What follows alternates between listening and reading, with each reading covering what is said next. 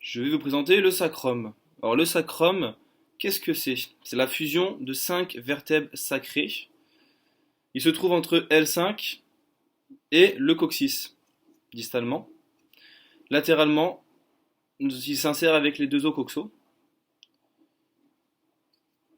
Il est oblique vers le bas et vers l'arrière. Le sacrum est concave en avant, comme vous pouvez le voir ici.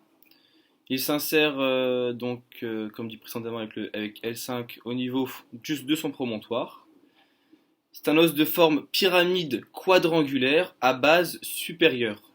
Il présente donc une base supérieure, un sommet et quatre faces. Une face pelvienne antérieure, une face dorsale qui est concave et deux faces latérales. Pour les faces, la face antérieure pelvienne donc concave en avant, c'est le vestige des corps vertébraux de nos 5 vertèbres sacrées qui sont fusionnées. Elle présente 4 lignes transverses. 1, 2, 3 et 4. La première ligne transverse est appelée faux promontoire de Michaelis. Latéralement, nous avons des gouttières qui regardent la grande échancrure sciatique. Elles contiennent les branches antérieures du nerf sacral plus les branches spinales des vaisseaux sacrés latéraux. Nous avons aussi la présence de 4 foramina sacro-pelviens. Sur le deuxième et le troisième foramina s'insère le muscle piriforme. Et ces quatre foramen sacro-pelviens donnent passage à la chaîne sympathique, ou encore appelée anse de Luschka. Donc l'anse de Luschka, nous rappelons que c'est de L5 à T12 environ. La face dorsale maintenant, la face antérieure, est en rapport antérieurement avec le rectum via le fascia recti, avec l'artère sacrale médiale et les lymphoneux sacrés pelviens. Latéralement, nous avons le plexus lombosacral qui sort de nos foramina sacrés, qui se terminent tous par le nerf sciatique. La face dorsale maintenant. La face dorsale est convexe, même très très convexe, comme vous pouvez le voir, et irrégulière. Elle donne insertion au muscle grand dorsal, grand fessier et au muscle érecteur du rachis via le fascia thoracolombaire. A savoir que ce fascia thoracolombaire et ces trois muscles sont percés par le pédicule vasculo-nerveux clinio-moyen. On rappelle que les nerfs clinio-moyens sont des nerfs sensitifs qui vont énerver la partie moyenne de la fesse et sont issus de S1 à S3. La face dorsale présente une crête sacrale médiane qui donne attache au fascia thoracolombaire et au muscle érecteur du rachis. C'est la fusion des processus épineux de nos 5 vertèbres sacrées. Inférieurement, nous avons l'hiatus sacral, qui est de forme triangulaire à sommet supérieur. S'insère sur ce hiatus sacral la membrana tectoria. Maintenant, la gouttière sacrale, qui est la fusion des lames de nos vertèbres sacrées, est en rapport postérieurement avec les muscles propres du dos.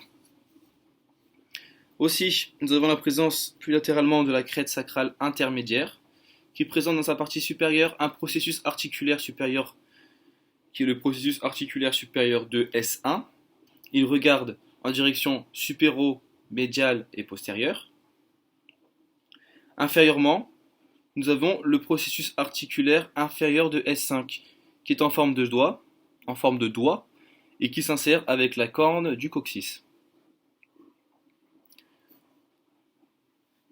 Latéralement à ce processus articulaire inférieur se trouvent les cornes gauche et droite qui sont peu visibles ici, cornes gauche et droite, où s'insère aussi la membrana tectoria. La face latérale, les deux faces latérales même, sont larges en haut et s'amincissent en bas.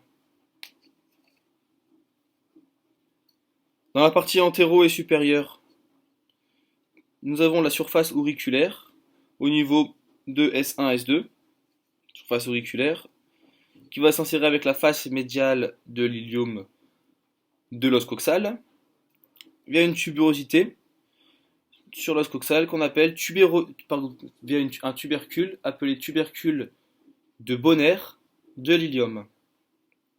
Donc ce tubercule est présent sur l'os coxal. Postérieurement, nous avons la tuberosité sacrale, où va s'insérer le muscle grand fessier, le ligament sacro-tubéral et le ligament sacro-iliaque postérieur et interosseux. Cette tuberosité sacrale est percée de nombreux orifices vasculaires. Et dans la moitié inférieure, nous avons l'angle latéral du sacrum, où va s'insérer le ligament sacro-épineux de Bichat.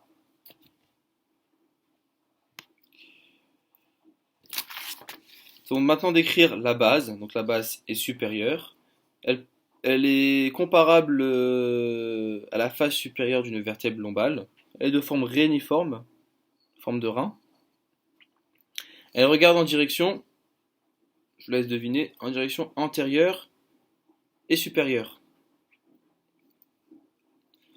Postérieurement, nous avons l'orifice du canal sacral. Donc l'orifice du canal sacral est de forme triangulaire. Je pense que c'est bien visible ici. Et ce canal sacral, voilà, cet orifice est à bord antérieur. Le sommet de cet orifice sacral s'insère avec la crête sacrale médiale. Enfin, est en rapport avec la crête sacrale médiale. Dans la crête sacrale médiale, le bord antérieur du canal sacral de forme triangulaire. Antérieurement, la vertèbre lombale présente le promontoire qui soutient dans sa partie supérieure un disque intervertébral entre L5 et S1. Latéralement, les ailes du sacrum sont de forme triangulaire à bord latéral. Il s'insère avec l'os coxal comme dit précédemment. Le bord antérieur, lui, est mousse. Il rentre dans la constitution du détroit supérieur du petit bassin. La face supérieure présente deux champs. Un champ antérieur lisse qui correspond à la partie costale de S1 et un champ postérieur rugueux qui correspond au processus transverse. Sur cette face supérieure va s'insérer le muscle iliaque et cette face supérieure rentre dans la constitution de la fossette lombo-sacrée. Médialement, nous avons le corps vertébral de L5 et latéralement le muscle psoas. Ce plancher de la fossette lombo-sacrée contient le tronc nerveux lombo-sacral plus les lymphonodes de la chaîne iliaque commune. Postérieurement, la base présente donc le processus articulaire de S1 qui présente un bord antéromédial ainsi qu'une gouttière, petite gouttière ici, au niveau du bord antéromédial du processus articulaire de S1, où va cheminer les branches antérieures de L5. Branche antérieure du nerf L5. Maintenant, le sommet. Le sommet s'insère avec la base du coccyx. C'est une amphiarthrose.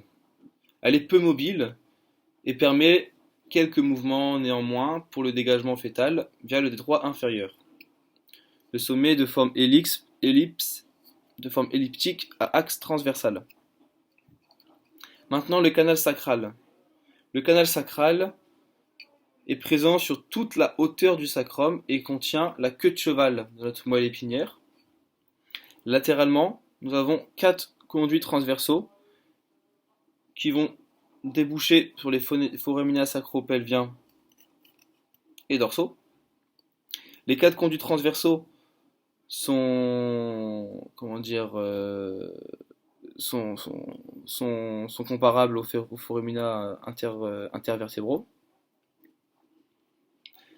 L'hiatus sacral maintenant, dans sa partie supérieure, donne insertion au ligament sacro-coccygien superficiel qui recouvre la membrana tectoria.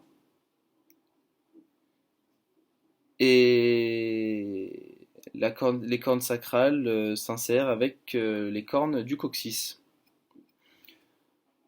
Attention, nous pouvons avoir 3, 4 ou 5 foraminaux sacrés.